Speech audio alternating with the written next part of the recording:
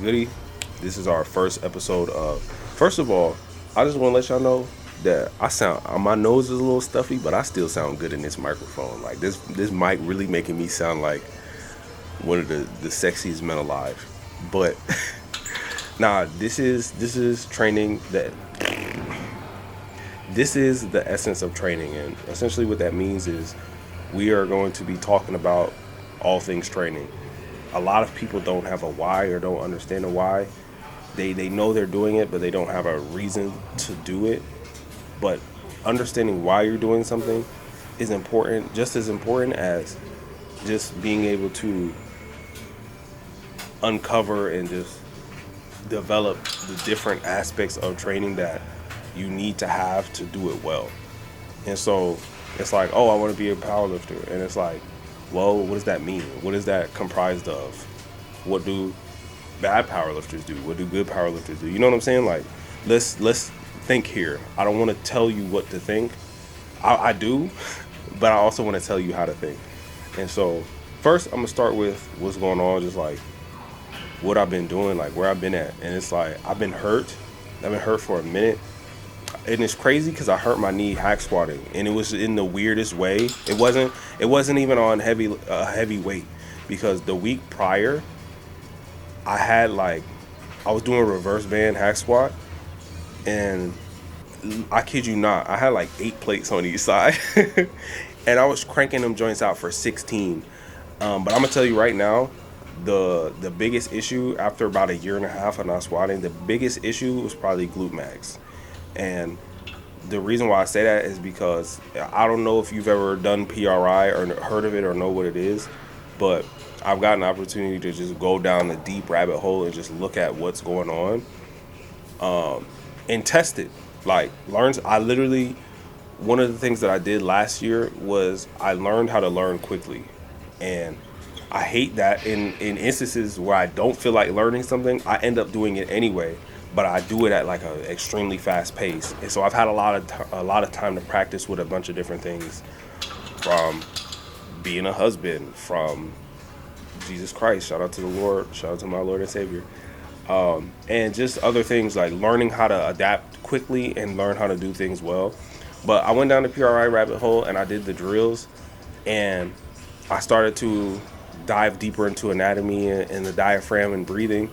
And I saw a lot of things that I wasn't doing that could be the reason as to why something happened. Now, I'm not like a PRI zealot. Like, there's people who find this thing and it be in a group of things, and they be like, oh, this is the only way to train, this, that, and the third.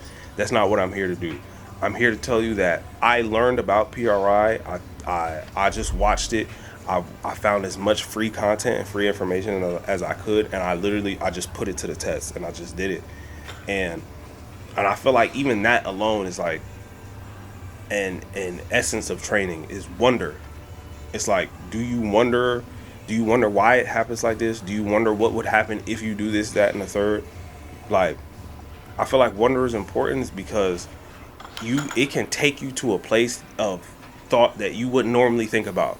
Like asking yourself, what if? And Russell Westbrook, he always say that, like, why not me? Or what if? And it's just like being able to have that about yourself as a beginner, or even as somebody is advanced. Just asking yourself, what if I did this? And figuring out and seeing it through and seeing what happens. Sometimes you're going to get a bad result, but a lot of time, like, the better you get and the more athletic you become, you start to have these inklings about yourself and how you can do things and how far you might be able to take something.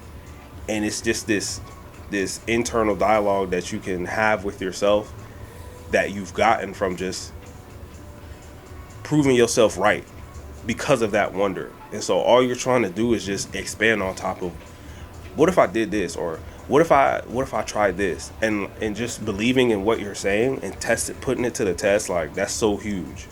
And so I'm a name this episode Wonder.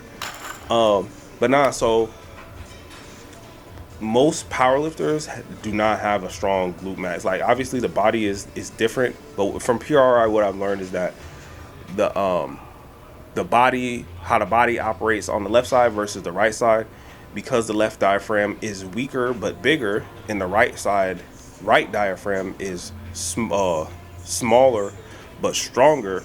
If they aren't working together, then your pelvis is going to be off, your hips are going to be off. You're going to do this slight twist, this slight shift, and things are not going to function and work the way they're supposed to. And so when we have these muscular imbalances and these lack of neurological events happening where we can't put pieces together, we end up like in these positions where our body gets stuck just so that we can move through space properly because we're not using the right muscle. So right glute max pushes us forward. Left glute med, stance leg, kind of, it's a stance leg. Like when we take a step, it's like it steps us down. It doesn't necessarily push us forward, but when we walk, it just looks natural. But when you don't see these patterns or you don't recognize them, you can see that you start getting these crazy imbalances. And that's a one thing in powerlifting that people don't do for some reason. And I swear, like, I feel like every program is a top set, and then it's back downs, it's like 3 accessories, and then it's dip. And it's like, I'm telling you that you don't need to spend that much time doing barbell work if you are training your accessories appropriately.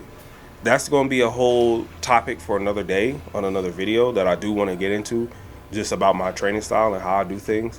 But there's not enough accessory work because that barbell kills you.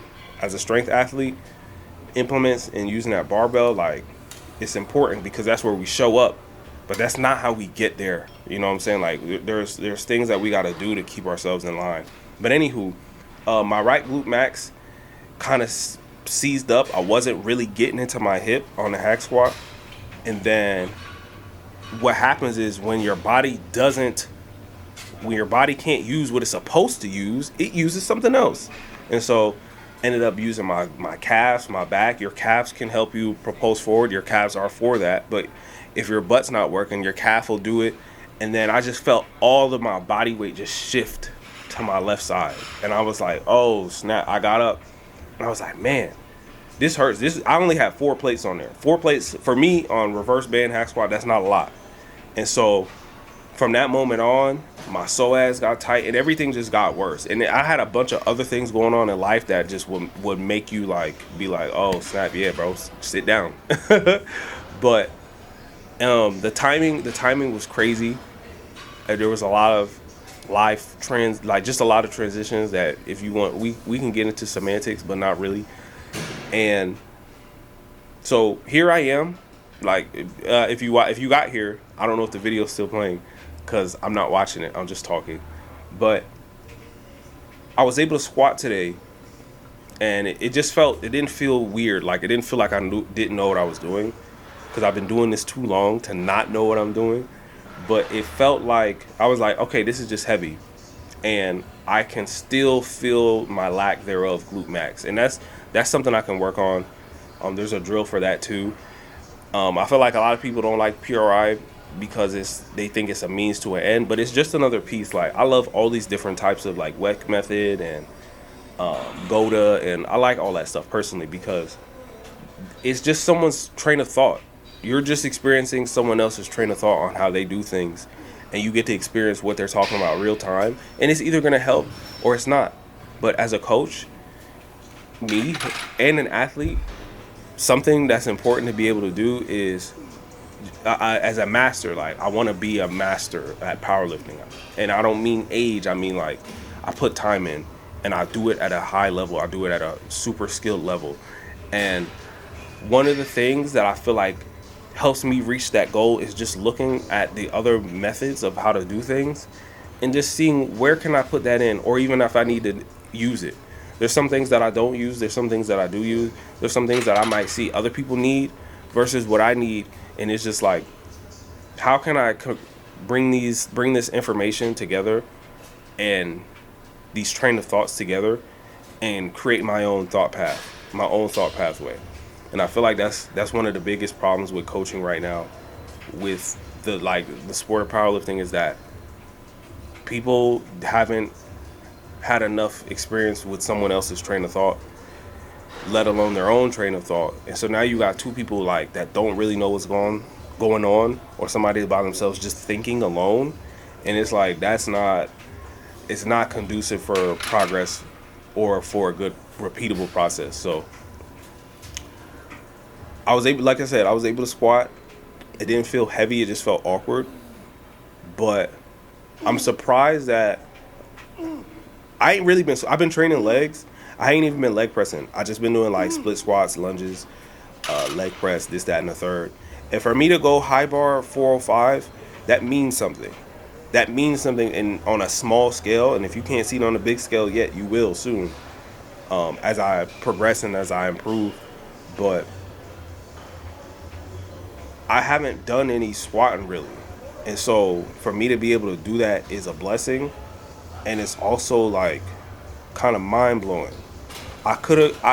If I had to, I could squat probably could have put 495 on there. But I'm trying to ease back in. You won't see any crazy jumps. You're going to see frequency, but you're not going to see super crazy jumps. And it's just dope. Like, it's dope. But we going to talk more. Like, I want to keep these short, and I want to just have a long conversation with y'all. Y'all have a long conversation with me where we just talk about things and we just uncover the things that we don't know how to think about, or that I can just blurt everything out that I'm thinking on here, because I want this to be more of a diary for me. I don't like if I gain influence from this, that's lit.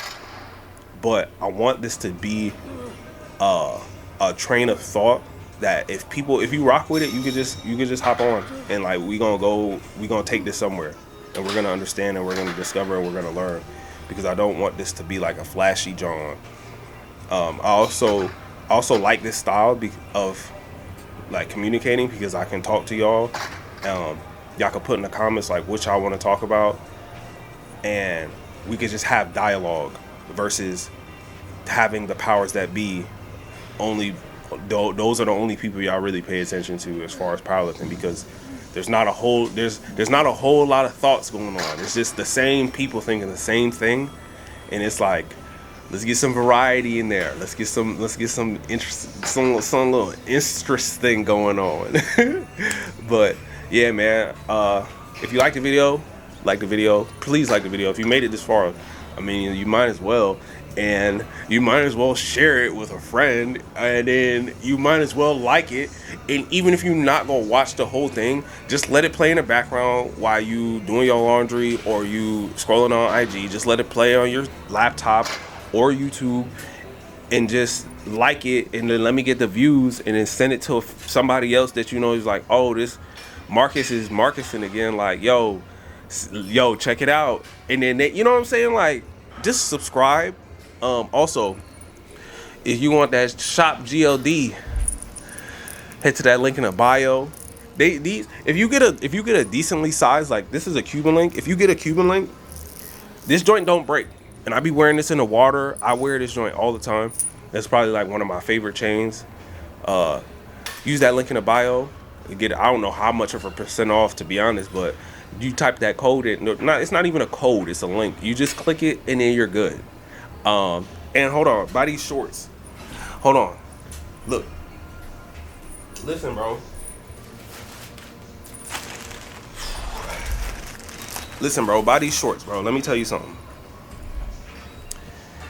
This is not cheap. Let me tell you. These are not cheap. This is nice. This is nice. I'm telling you right now, you want to chill in these shorts. You want to chill in them. They come in gray, they come in red. You want to chill in the shorts. You want to be looking, the summertime's coming up. You a thought anyway. If you a thought, you a girl thought, or you a dude thought, and you just want to be out here showing your legs off, do it in some strength all shorts. Like, the material is good. If you free ball, you're good to go. You're going to get that air. You're going to get oxygenated, just like blood flow. You're going to be good.